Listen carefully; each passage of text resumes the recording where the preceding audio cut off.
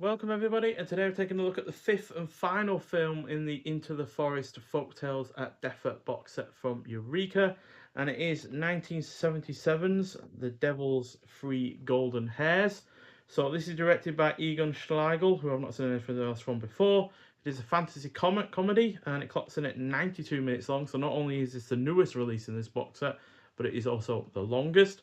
And yeah, the only person I've seen anything else from before is Wolfgang Grease, who was in Eolomaya, which is one of the sci-fi films that was in the Strange New Worlds box set, also released by Eureka. So yeah, so I've at least seen someone before, but ultimately not many in terms of the cast. Certainly not in comparison to any any of the previous releases. Certainly not anymore. That is for sure.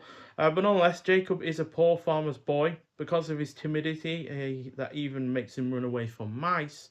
He is often ridiculed by other people. Even the king is ill disposed towards him.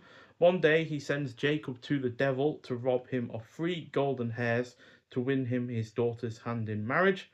This is supposed to be Jacob's certain death, but naive Jacob it gets going, and on his way even promises the oppressed subjects of the king to ask the devil for a way out of their misery, as a couple of towns, as a group of people on a boat, and they are either trapped or living in poverty, and they don't see a way out because they don't know what is causing them to live in poverty. For instance, one town is completely devoid of water, therefore their mill doesn't work because what powers the mill to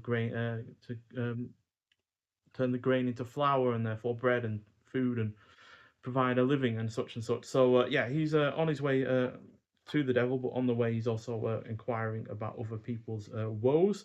And yeah, quite frankly, the first half of this is excellent.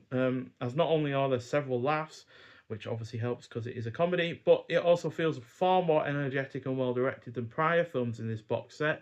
Sadly, though, once our lead character actually makes it to hell and interacts with the devil, this becomes a whole lot less funny and engaging, and that's because basically our lead is mistaken for the devil's wife, and our lead ends up cooking for the devil himself and such.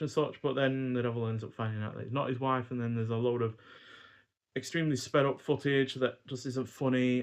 It's trying to make it into like a slapstick comedy and such, but it just doesn't work and isn't really funny at all, and certainly isn't as funny or as energetic as the preceding first half. But that said, it does ultimately make up for that somewhat with a satisfying enough of a conclusion. But the build up to making it to hell does feel like a waste, given that the payoff just isn't really there. That said, the cast is also good, the pacing is on point, is well shot, production is solid, the score is decent, and the first half is at least highly engaging. So, yeah, this was on course for that first half to be at least 4 out of 5, perhaps my favourite out of the whole box set, but unfortunately, the hell scenes in this just aren't all that great. There's decent production value there and some interest and some imagination going on in that respect, but it's just not engaging enough or funny enough to really make those scenes worthwhile. So yeah, it gets 3.5 out of 5. It's a little bit of a disappointment. I was hoping to end this box set on a relative high, but unfortunately that is not the case with this film. So yeah, but like with all of the other films in this box set, it's got the new artwork by Carly AF, has another 1080p high definition presentation from a restoration by the DEFA Foundation, and looks really rather great. You also got an original German soundtrack with this release, but much like with the Singing Ringing Tree, you also get a optional English soundtrack with this release as well. I didn't bother with that because at the end of the day, I doubt they're going to be all that great, but there is that option there if you so wish. And you've also got optional English subtitles newly translated for this release as well. And in terms of extras, you got Defa and the Devil, new video essay on the depiction of the devil in German folktales from Martin Luther to Defa, by film and literature scholar Myri Going. I think we've talked about that before because I think the devil has turned up in one of the previous releases. But there are a whole host of other extras here that aren't necessarily related to the film itself. There are several short films, in fact. You've got The Magic Scissors by Bruno J. Bottig from 1956, which is a short silhouette animation inspired by traditional folk tales and produced by the DEFA Studio for Animation Film. Then you got Sleeping Beauty Was a Beautiful Child by Katja Georgi from 1987. That's a short puppet animation adapted from Sleeping Beauty by the DEFA Studio for Animation Film. Then you got The Wolf and the Seven Little Goats by Otto Scheicher from 1990.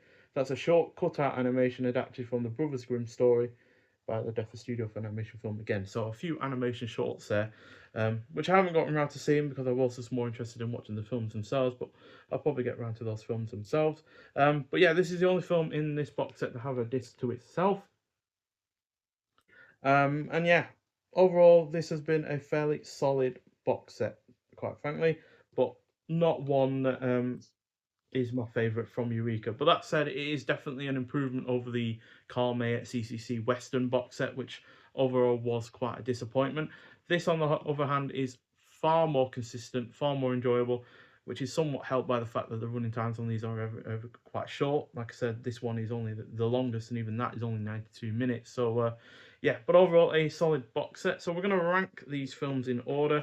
I can't quite show you all of the covers because they're all in the cases themselves, but we'll just go off of the booklet itself.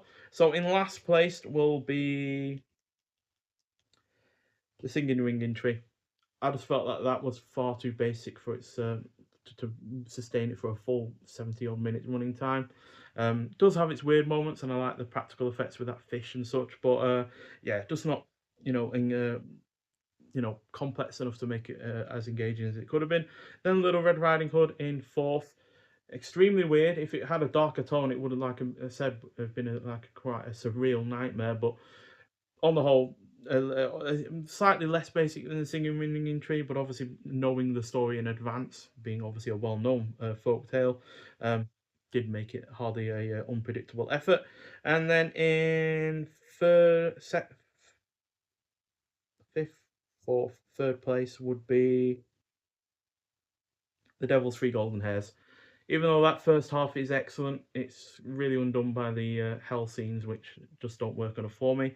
Then The Devil from Mill Mountain will be in second. It's overall a solid effort, but the fantasy element really isn't playing a great role in there, and therefore it's mainly relying on its plot, which is good, but I would have preferred some more fantasy elements in there. And then in first we'll go Rumpelstiltskin. That's just, yeah, a really effective mix of the kind of complexity plot of The Devil from Mill Mountain while combining the a good healthy dose of fantasy in there as well. So yeah, overall a really well solid box set. Like I said, better than the Carl May one. Perhaps not my absolute favourite. I'd still say probably Strange New Worlds or the Terror in the Fog ones, or even Medusa Lives maybe are probably my favourite ones out of these East or West German box sets from Eureka. But on the whole, still a really rather good one, and one that I do recommend, especially since me personally, it's exposed me to some films that I otherwise might well never have come across it had it not been for this release. And at the end of the day, all 5 of these films are Blu-ray premieres in the UK. They are now more widely available, and that is only a good thing. So yeah, but nonetheless, if you have seen The Devil's Three Golden Hairs before, that's your thoughts on it. But thank you for watching, and I'll see you in the next one. Bye.